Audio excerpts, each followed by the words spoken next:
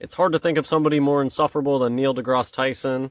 If there's any sort of French Revolution type event in the future, you would imagine that this guy would be on the chopping block. I can't imagine that he has too many supporters these days, and just an absolute insufferable clown.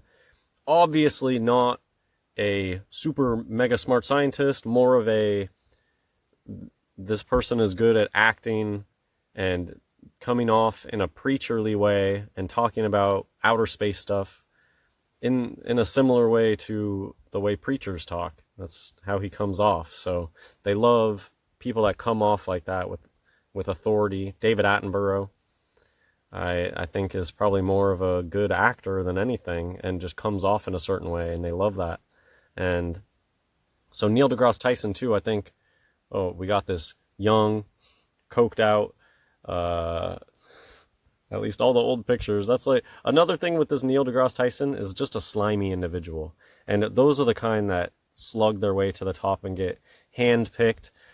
We're going to just go through the Wikipedia stuff. I think that Neil deGrasse Tyson is an obvious example of a satanic puppet, a slimy individual who slugged their way to the top by getting involved with evil people, and they're just an actor. They're good at coming off as an authoritative figure in a preachy kind of way when talking about my outer space stuff.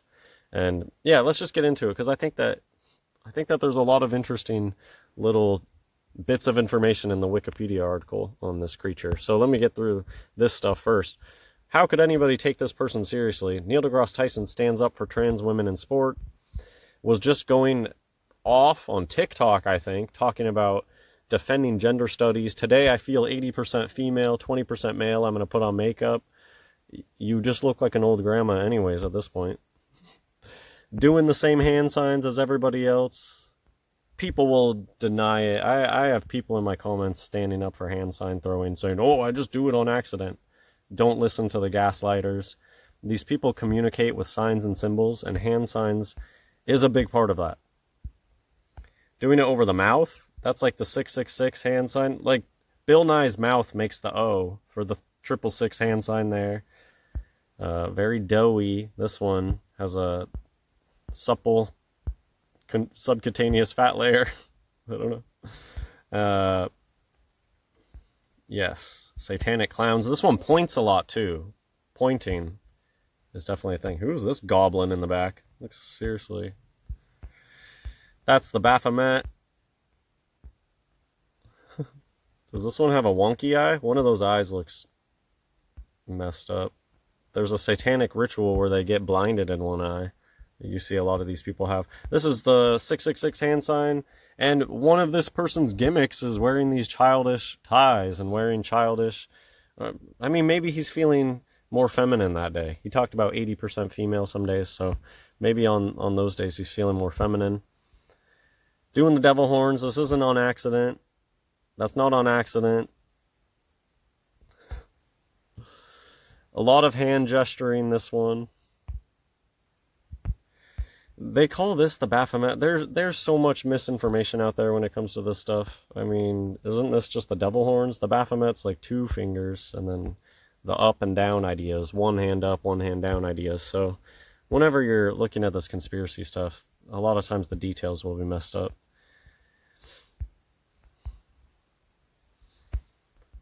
Got the razzle-dazzle hands. And yeah, looking 80% female that day. Wide hips.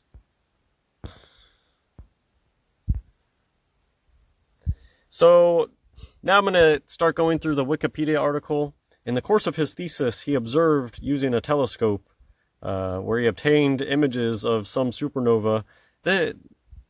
These are the types of PhDs that anybody who's selected by the system can get this sort of PhD. You're just using a telescope, probably had people working underneath them to help them collecting data is not that hard of a PhD. You just need access.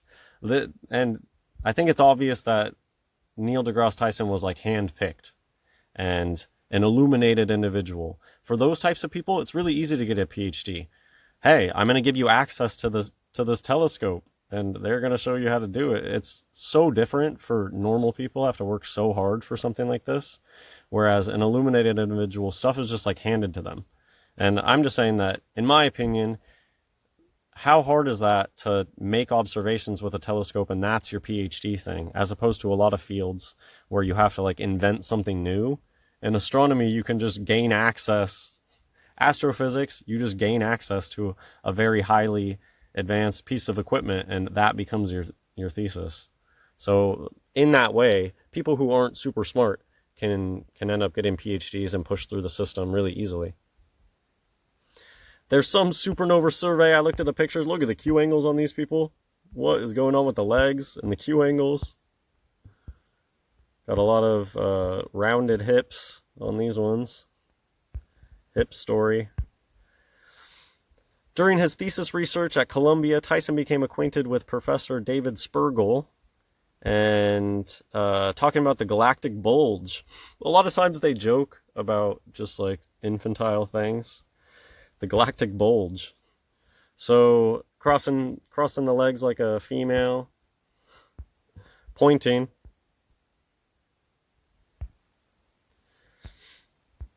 This was interesting. So Tyson was writing. Who knows if these people are really writing or if they have pen ghostwriters? A lot of times I think they have people writing for them. And Tyson, with the ridiculous stuff that comes out of their mouth so often, like the 80% female, defending trans women in sports, stuff like that makes me think like they're probably not the one writing their more intelligent stuff, and that's when they're going off script. And I think that they're just really, they were selected because they're a good actor, they're a good speaker, and they can take, and I think that he probably can retain some information about the BS astronomy stuff. But then you see him go on rants about Earth actually it's a pear, like total clown. But anyways, called himself Merlin, which I thought was interesting. Tyson obsessively studied astronomy and eventually gained some fame in the astronomy community by giving lectures on the subject at the age of 15. Carl Sagan, which that is top. You don't really get higher than Carl Sagan. Handpicked by Carl Sagan, who was a faculty member at Cornell, tried to recruit Tyson. Okay. Personal letter from Carl Sagan.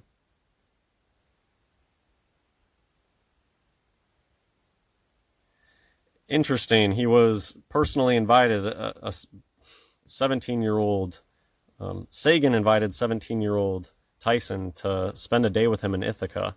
Sagan had offered to put him up for the night if his bus back to the Bronx didn't come. Tyson said, "I already knew I wanted to become a scientist, but that afternoon I learned from Carl the kind of person I wanted to become." What is being said here behind the lines? So let me get this straight. A young boy is personally invited by one of the top scientists, and he gets offered to stay the night there. And he says, "I already knew I wanted to become a scientist, but that's when I learned the kind of person I wanted to become." What in the world is happening there? But so groomed, obviously, in my opinion, Tyson was groomed, and that's probably why he had an easy way to go get a PhD, and they knew, hey, you're great at talking about this astrophysics stuff, you're going to be the next big thing. And why the young pictures, it just looks like he's partying, and because it sounds like he was partying it up with Carl Sagan, asking this 17-year-old boy if it just so happens your bus doesn't make it back to the Bronx. No, if there was, I would personally drive somebody back. They're not staying in my, this is inappropriate, very inappropriate behavior. But man, I don't even, yep. Upon being asked for his thoughts on becoming director, Tyson said, "When I was a kid, there were scientists and educators who invested their time and energy in my enlightenment." So this is something that I think that happens to the Bafo children. Certain illuminated individuals behind closed doors, they're told the secrets about stuff that most people are not told about. And that's what I think he's referencing here. That he was personally told these little secrets and enlightened by them. Who talks like that about their high school experience? Oh, my teachers enlightened me on. Nobody talks about that. Um, when I was a kid, my teacher enlightened me. Who has ever said that about? Yep, I was a kid. My math teacher enlightened me. My astronomy teacher enlightened me. That's just, it's too weird of a way to talk about this situation, unless you know what's going on behind the scenes, that he's being illuminated and he's being taught secrets behind the scenes, like, hey, all this outer space stuff is totally fake, but you're great at talking about it, and we want you to keep doing that.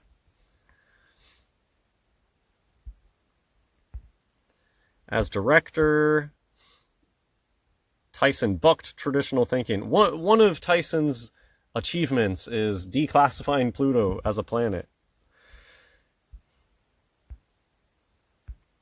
So I guess that's this one's big power grab, trying to show that he has some weight in this, I guess. Or just for whatever reason, they decided that they wanted to demote Pluto, probably for some weird astrological. I would assume that when they do weird things like that, that there's some astrology reason, that they're trying to do something with astrology magic by bringing Pluto up and demoting it. And that's my opinion, that when big stuff like that happens on the stage, on the world stage, that behind the scenes there's some Satanists that are really into astrology that are like, we need to do something about Pluto right now. That's just my personal opinion. And they're like, hey, we're gonna send this script to Tyson. He'll want to do this. He'll want to act all smug and smart and say Pluto's not a planet. Of course, anybody can go look at the CGI images of Pluto and see that they literally have put Pluto on the planet Pluto. That's one of the easiest ways to wake up to NASA deception. So here's just a bunch of gibberish. Look at this, though. He says people are gullible. A most important feature is the analysis of the information that comes your way, and that's what I don't see enough of in this world. There's a level of gullibility that leaves people susceptible to being taken advantage of. Yes, that's exactly the type of thing a deceiver like this would say to mock people further. Carl Sagan over here is crossing the legs like a woman. Those are some,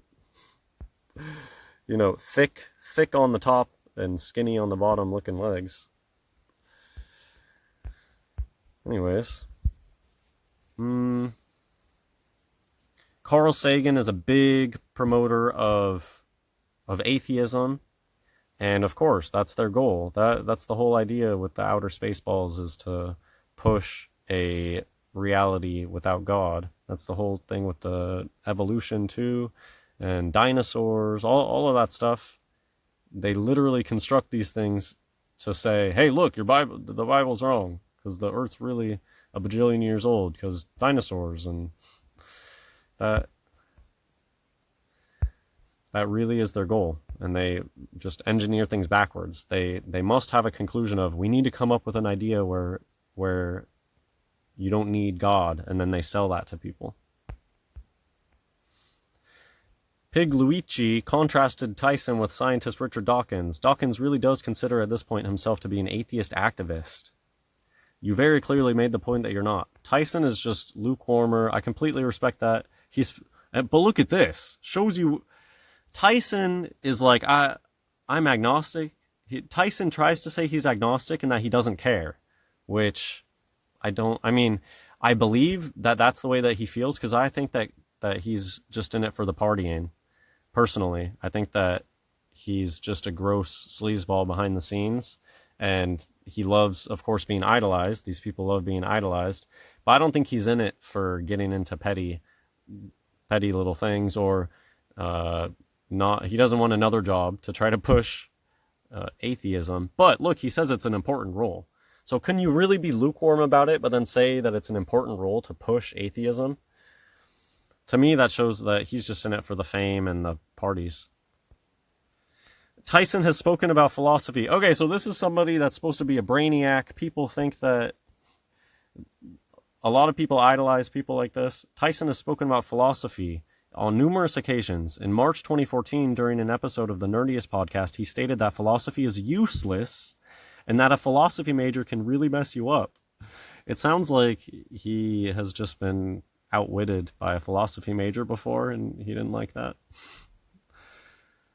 The philosopher Massimo Piglucci, didn't we hear about that guy earlier? Criticized him for dismissing philosophy as a useless enterprise. I mean, philosophy is more truthful than the astrophysics stuff. In March, Tyson testified before the United States Senate Science Committee stating, so I guess he tried to say that NASA doesn't get a lot of money, half a penny on your tax dollar, but I mean, that's still a huge amount of money on all the tax. If you add that up, it's still a lot of money to be spent on hot dog pizza parties, and cocaine hookers is what I imagine most of the NASA budget gets spent on.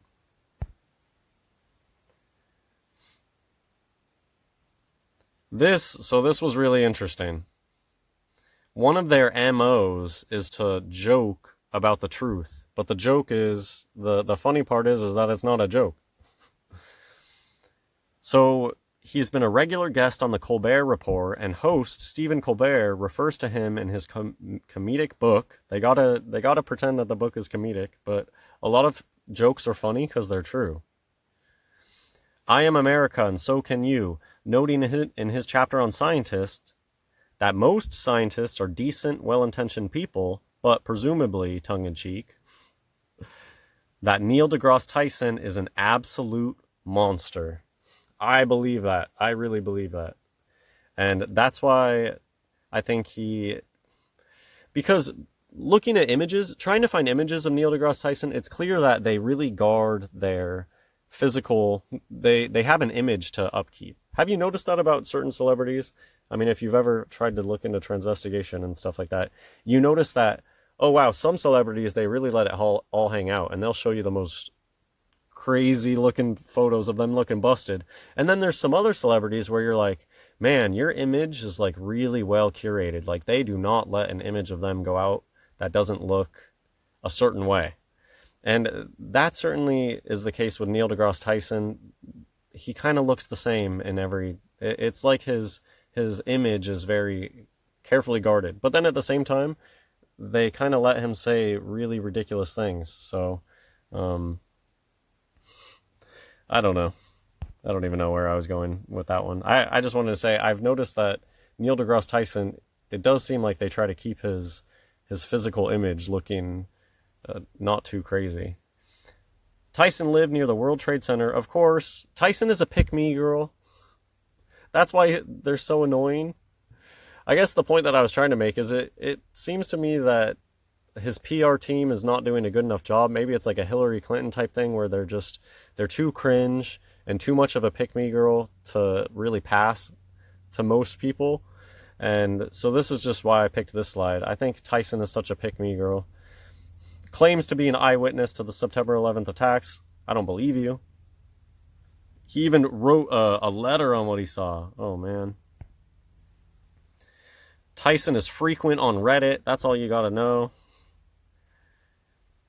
Corvus. This was weird about Corvus. Which Corvus, there was a really cool channel, and they did a few different videos on crows and Corvus around the time of you know what, and Corvus kind of sounds like mixing one word with like another word that was important not too long ago. Anyways, Tyson assisted DC Comics in selecting a real-life star that would be an appropriate parent star to Krypton and picked Corvus, which is Latin for crow. That's going to mean a lot to certain people. Sexual misconduct allegations. To go back to Colbert saying that this person's a monster. And if you go look at the young images of this person, it looks like they were partying it up. Actually, I probably flipped through the slide too fast. Was interested in dance and that kind of stuff. Not that it's necessarily wrong for a guy to be interested in dance, but I mean, certain types of guys are a lot better with dancing and move very fluid. Anyways, sexual misconduct allegations. This just goes in with my theory that Tyson was more in it for the dark stuff behind the scenes, to the perks of being an illuminated individual, the pizza parties, the drug use, and being a star type of stuff. I think is Tyson's main draw to being on the world stage. I think it's clear that he's not like the most brainiac person out there. And so here, sexual misconduct allegations, it's very possible that this person is a total monster behind the scenes, as Colbert mentioned. There were 4 women that made sexual misconduct allegations, and they claimed that they were drugged and raped. This one does kind of give off Bill Cosby vibes. They named their smallest child after one of Uranus's the 5 major moons. I think the smallest one, but probably it sounds like a thing a sodomite would do. Let's get the Uranus planet and name our child after one of the moons. Which a moon is about a butt, so it's like a double layers of butt, right? Mooning somebody has a butt connotation, and Uranus. Well, that's enough blabbering on this. I mean, this is, I think, an obvious deceiver and just completely insufferable, but maybe this will wake up some people who idolize this person if they know about the sexual misconduct and see some of the hand signs. And I think personally this is an interesting example of an illuminated individual who was clearly groomed from a young age in order to play this position. I think that they really have that obvious arc to their life. I mean, and the creepy stuff with Carl Sagan asking him to spend the night at 17 and saying that's when I learned what kind of person I want to be. That is not an okay part of this person's life. There's something sinister going on there. Hope you enjoyed this video. God bless everyone.